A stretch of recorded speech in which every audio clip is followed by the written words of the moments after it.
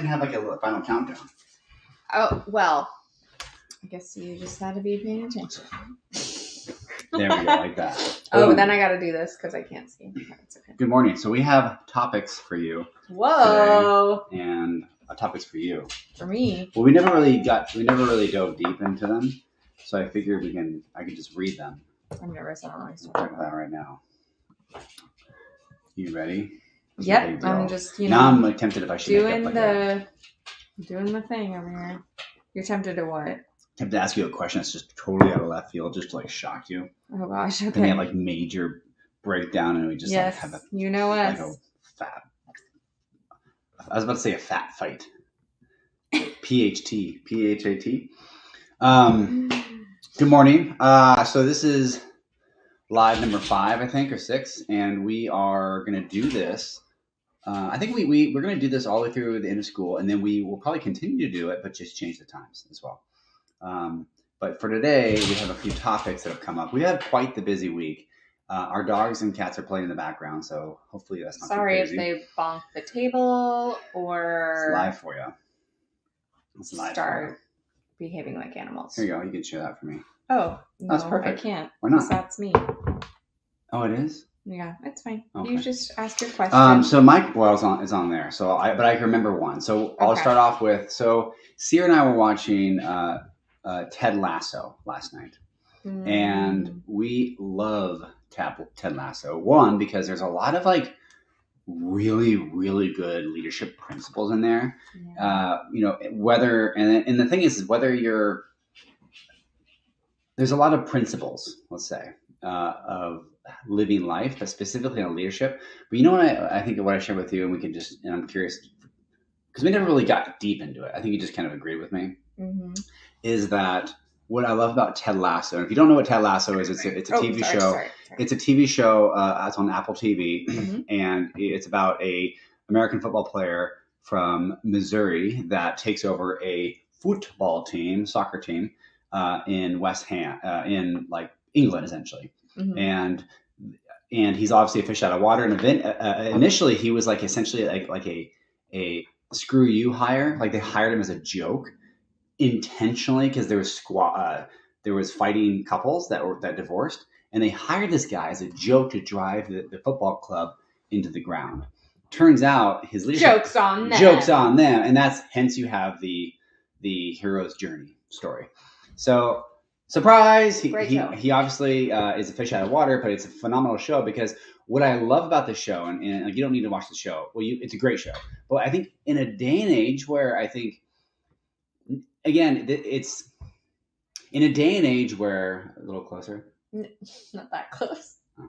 In a day and age where I think there's so many shows that try to be topical, and I understand why you want to be topical with present events, but like we live right now in the last 2 to 3 years, and this has happened for a long time, but shows now are really intentional about inserting a like social point into their shows. And I don't think so. I would say more so they try to incorporate mm-hmm. real world things. And at least for us, like if we're going to watch a show, we actually are escaping a little bit. Like we actually want to relax and not think about like the troubles of the world. And like we like watching stuff that like makes us like feel good, or or is like a point of interest for us. Like we used to be like very avid like Bachelor Nation fans because we do relationship work. So it was a really fun show to watch, and then we would like talk about it. And then it started getting just like ridiculous. And people are going to listen to this and think it's already ridiculous. Yeah. But like to the point where like, even though it's a point of interest for us, which is relationship, and we would talk about the pitfalls that we like blatantly see, it's just like, you can't even like watch it anymore. So with something like Ted Lasso, which if you haven't watched it, it's so great. It doesn't actually talk about really anything. Well, outside of just what the storyline is and great leadership Yes, but there is a big difference. Is every other show usually has like individual journeys and it's around some sort of social point around equity, Yeah. Who's seen Ted gender, Lasso, race, cultural issues, and it's like, oh, I see the point that they're making, Mhm. societal points they're making culturally. But Ted Lasso is phenomenal because it's not about all that crap. It's actually more about internal growth. Yeah. It's more about personal Hi, Patrice. transformation. Good morning. Hey, Patrice. This show is more about personal transformation. And I'm like, what other show right now focuses on individual heart changes? You know, and it's more about the individual human design and human struggle of interacting inside of being a human in relationship. And so it's actually a breath of fresh air because they don't even bother even a little bit trying to insert macroeconomic issues or macro social Not to issues. say that like those things aren't important. It's just that this show has a different flavor, and I think why people enjoy it so much is because it is an actual escape of positive entertainment. And it's funny and it's heartfelt. It is funny, but I'm gonna go a little step further. I actually think the reason it's also so popular and so refreshing is we tend to want to change the world around us, and maybe the way to do that is change it from within. You know, what's that? Was it Mother Teresa? Be the change you want to see, or is that someone else? And John Maxwell, grow. The bigger you are inside, the bigger your world becomes. Exactly, and so it's like, man, and so that I think that's it. There's a lot of like, we need to do this. It's like an external pressure on something else versus like, well, maybe the world would change if we changed our hearts as well. So change your heart. Ooh, what's mine say? So in love. This is, I guess, though I have the Valentine's. Also, sorry, I'm going to be chugging my coffee. It is 9:42, and I hopped on a Zoom this morning at 7 o'clock, and I was just like not prepared. So I just got on the Zoom, and then after the Zoom, then the kids are going to school, and I just have not had my coffee yet, so I'm going to be chugging coffee this whole time. Well, so also, my live doesn't click out when I leave, right? No, you're fine. Okay, good. All right. I was just doing that for comments. So, topic number 1.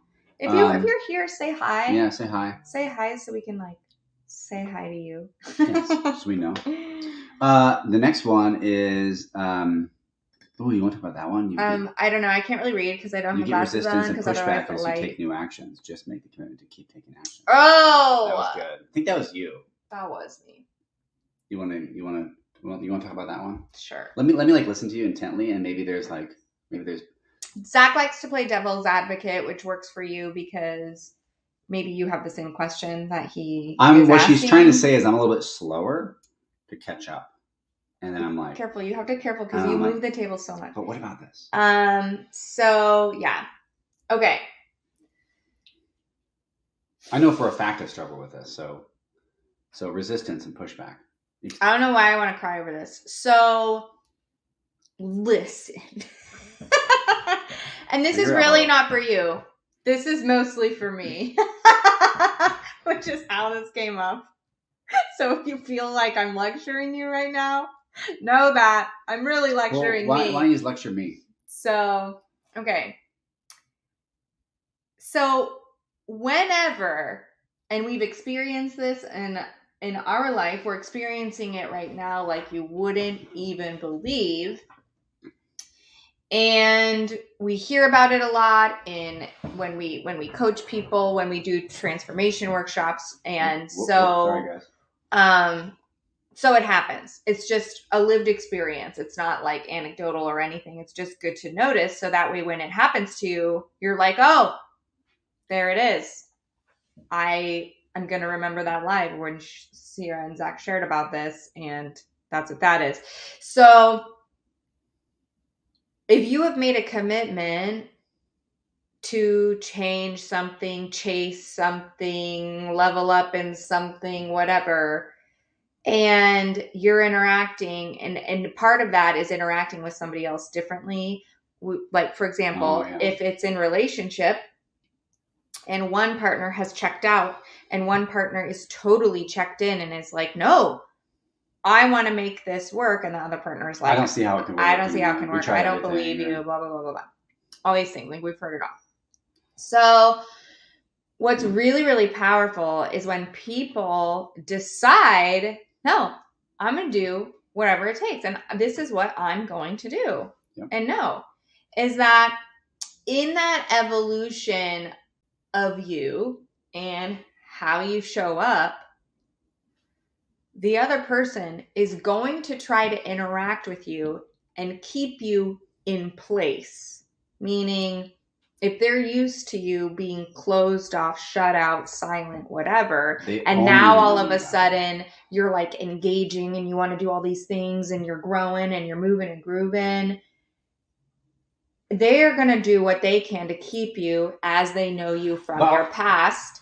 Hang on. Okay. As they know you from your past, they're going to try to keep you in place, and it's going to feel like resistance. And you're going to get to this point where you're like, I don't want to do this anymore. They just keep treating me like whatever. And it's because they're not used to knowing you that way. And you're going to get that resistance. And I do have a real life, like, personal example, but what were you? I just wanted to, like, really emphatically emphasize a point on that, because I think it's just worthwhile noticing and maybe providing a little bit of grace, because if you're at a point in divorce in your relationship, or maybe you have a very contentious relationship with coworkers or a family member, this is critical. I would say that where we hear it the most is intimate relationships, and also family is the number one.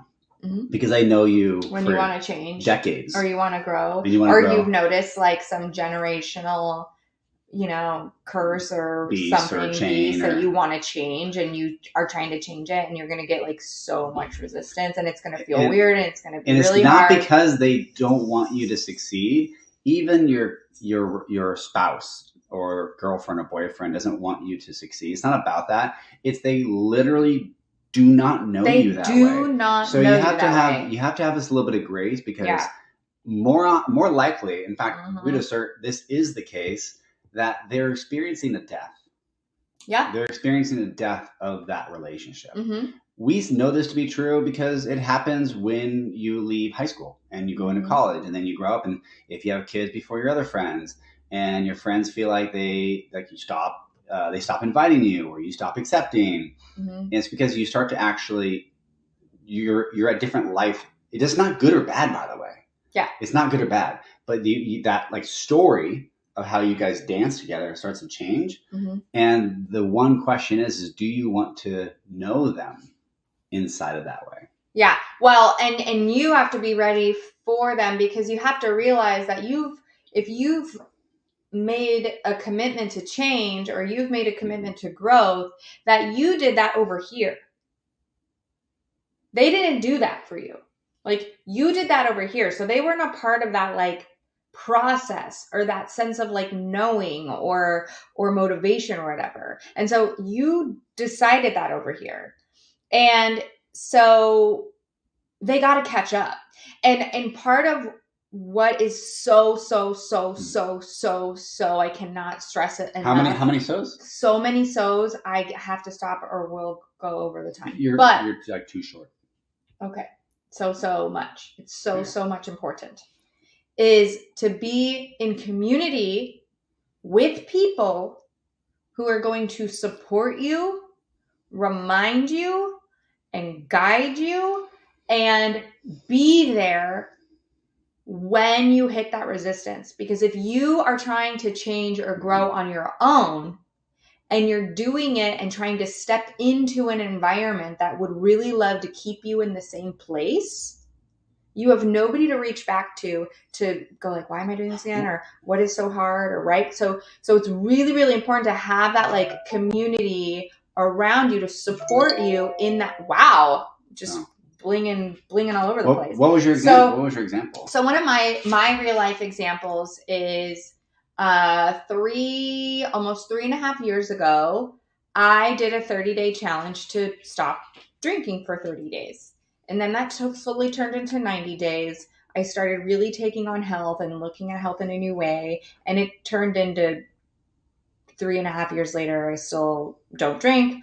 And a year and a few months, I've been completely sober. So when I started doing that, though, when I went from like, it was easy to say and tell my friends and tell my family. You guys, the cute little school bus is outside the house. It's so cute. It was easy to tell my friends and it was easy to tell my family, I'm doing a challenge for 30 days. I'm not drinking. Everybody accepted that. Okay. And then when it turned into 90 days, I'm doing this challenge for 90 days. I'm not drinking for 90 days. Okay.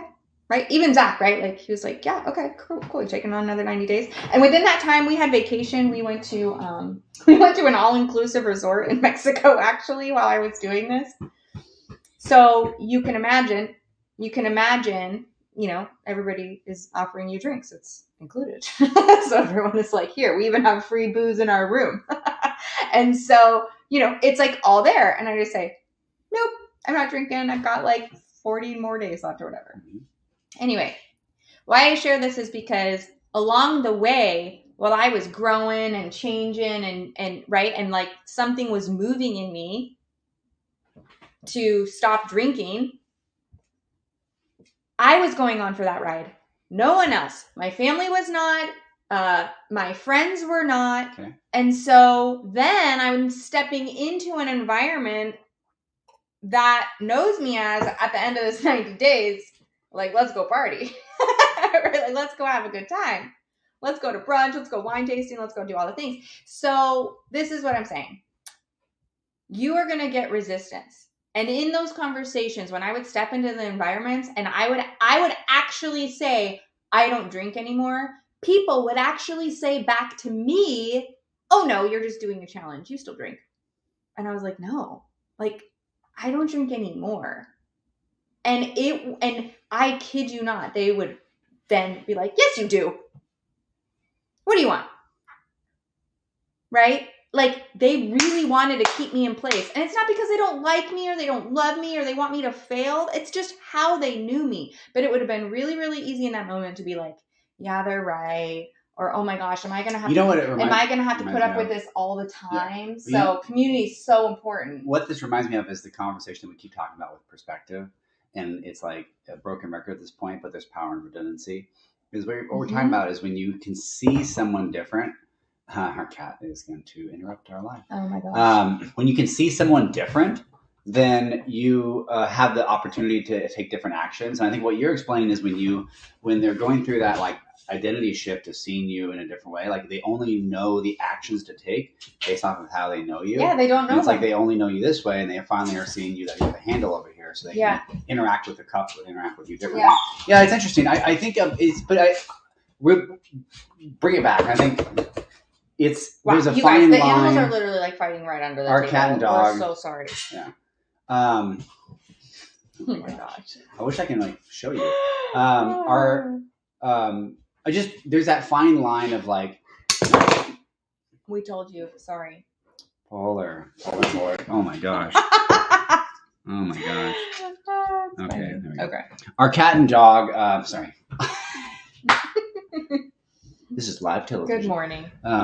Good morning at the bathroom. No, we share this with you because that resistance isn't always. It gives you the opportunity to give a little bit of grace and not feeling like it doesn't mean you need to like burn the ships with like all your friends. And there are people that serve a certain aspect of your life in a certain season. And they come back in. Yeah. We've had people leave and come back in. Yeah. But just know that that resistance is actually a death of how they know you.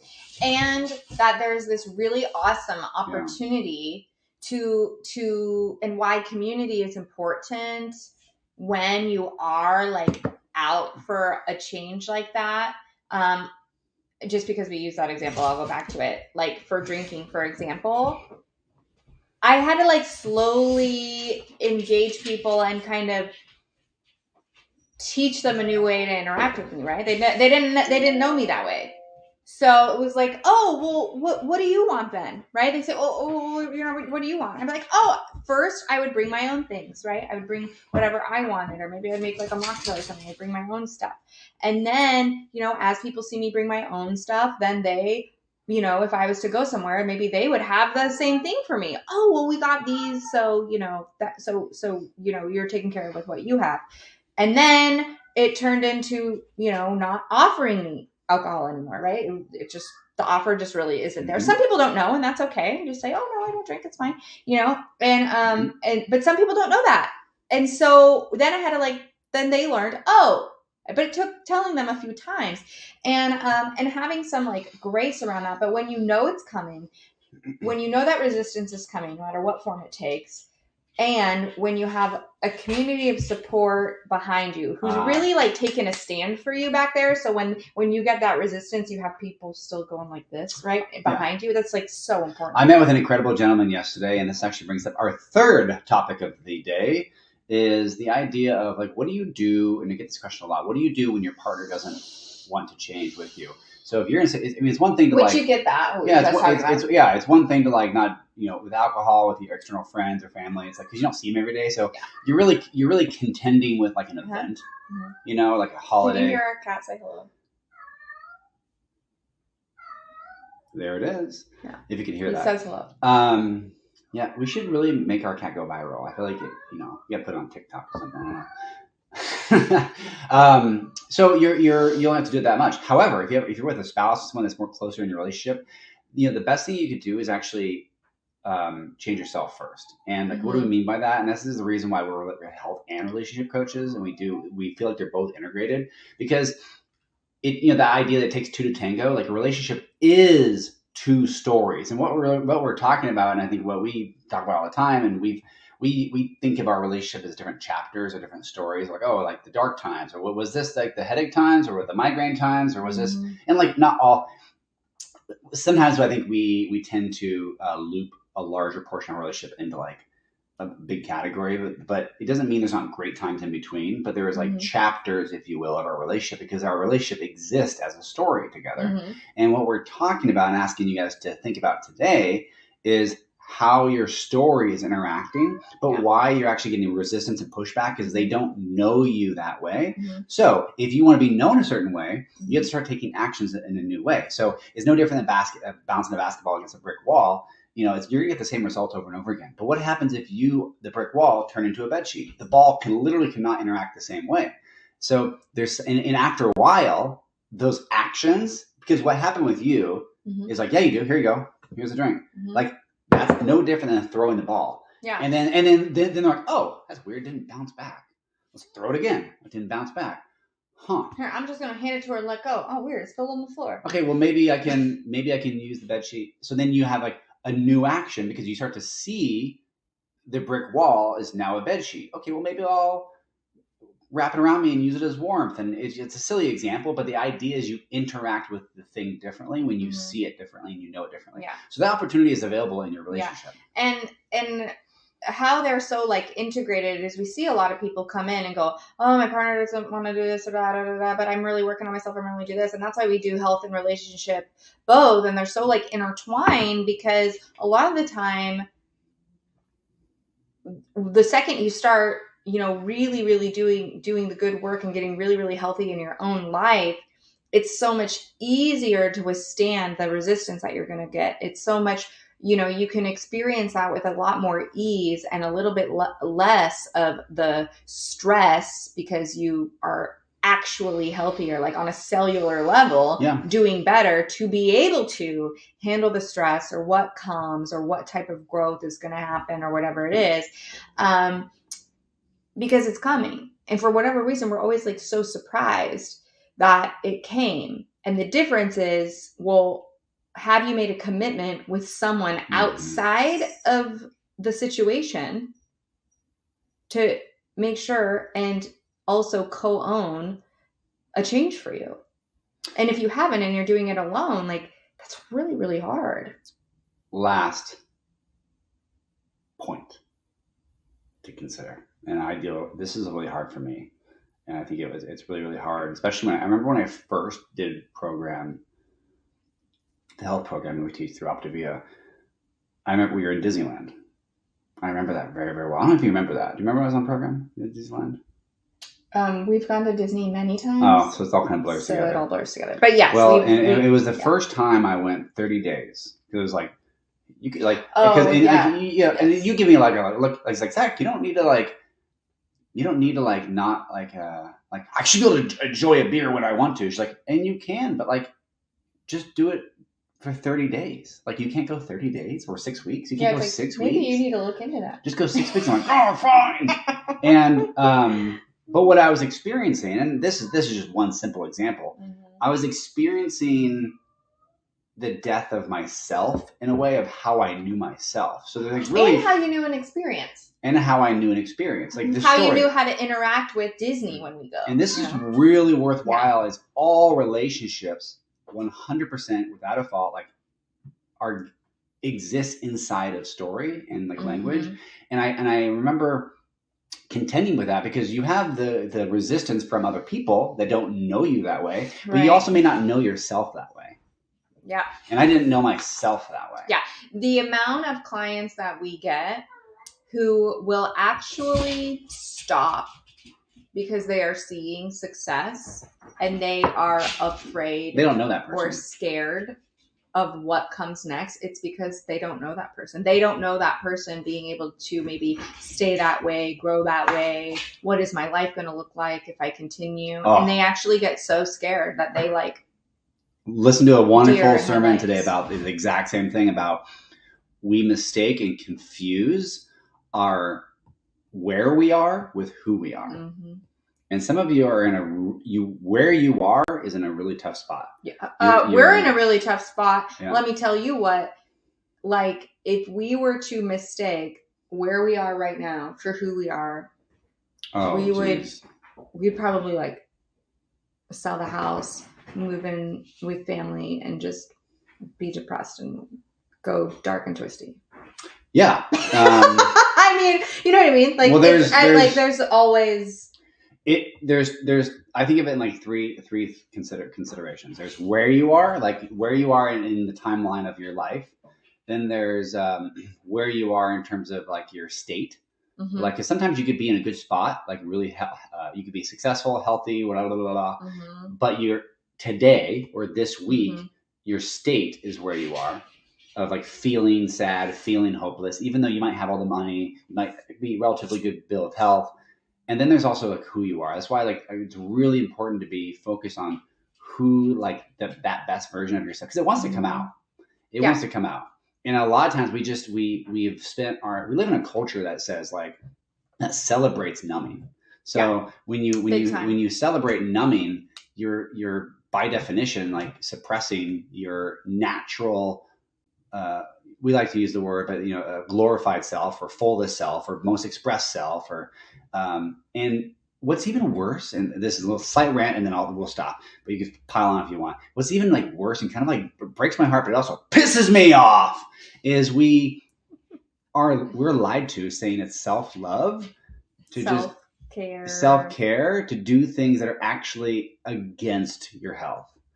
And not all, but you see it in the news, you see it on TV, that we think that like self-love is just loving yourself. I mean, yes, you are always loved wherever you're at, but if you really love yourself, you'll actually take that next step for yourself and for your health, mental health, heart health, soul health, relationship health.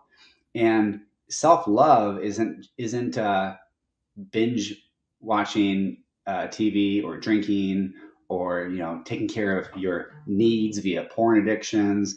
Like that is we're lied to, and it kind of it makes me angry. Oh yeah, we get so fired up about it because people are like, oh, self-love, self-care, body positivity, all this stuff, or you see this stuff like you're worth more than that. You leave his butt, but they don't say butt, and like they like. All of this messaging is like eject. And if you really, really look, if you really, truly love yourself, care for yourself, all of these things, you are doing everything you possibly can to make sure that is so. And, there's that saying that people say, like, I would do anything for my children. I would die for my children. It's like, well, what if you lived for them? Like, what if you made sure that you did everything humanly possible to make sure that every cell in your body, everything that goes into your mind, everything that goes into your mouth, everything that goes onto your heart is positive, because you do live longer. So why don't you work on living for them, right? And with relationships, I mean, the first thing people want to do is eject. Well, and I think it's also easy to lie to ourselves and say, I'm just keeping it real. And it's like, I'm just being my true self. I'm being authentic. Yeah, I'm like, well, my true self isn't back pain, headaches all the time, gut issues, all of this stuff, not being able to do X, Y, and Z because I'm in pain. That is not. Well, and this goes back to where you are versus who you are. Keeping it real. Yeah, you can be honest with where you are, but don't mistake that's who you are. Yeah, and I think some of you guys are limiting. You're living yourself. We live in ourselves. Like it's a constant contending. And you're very right with, we do live in like a numbing culture, and it's really something to notice because it's with it's with everything. We look at, we talk a lot about health and relationship, but it's also with parenting. Like my kids were crazy. Let me finish this bottle of wine messaging. I couldn't possibly handle my children today, so I have to do this, X, Y, and Z. I couldn't possibly handle my relationship today, so I'm going to numb out and just watch Netflix so we don't have to talk to each other. We see it in health all the time, trying to solve problems with super quick, simple fixes, be it a detox powder, a 10-day fix, whatever it is, because it numbs the problem for a short minute and then it's right back. Mm-hmm. And it's a great business model because guess what? Your problems are going to still be there at the bottom of that bottle of wine or whatever it is. Your problems are still going to be there after you go try to work it out or work it off or de-stress for 4 hours at the gym. That's called an exercise addiction. Like, been there, doesn't work, problem's still there, and you don't get the results you want. So, I think what you said of just it being a numbing culture is very well. Thank you. Very wise, because that is what it is. Well, it takes one to know one. What? Wait. What? It takes one to see it. It takes a numbing person to know a numbing person. But we're at time. I'll see you then, or we'll see you This next time. This time we made up. We just made it up. Well, we try to Isn't that cool? We try to keep it around a half hour. You can just make stuff up. We just made this up. We said, let's go live. And then we said, we're going to just end at an imaginary time. And we went over that time. And now the time that we're making up now to end is right now. Yeah, it's the right time. You can just make whatever the heck you want up, guys. It's pretty cool. Okay. Anything else? See you on Thursday. Yeah, we'll see you Thursday.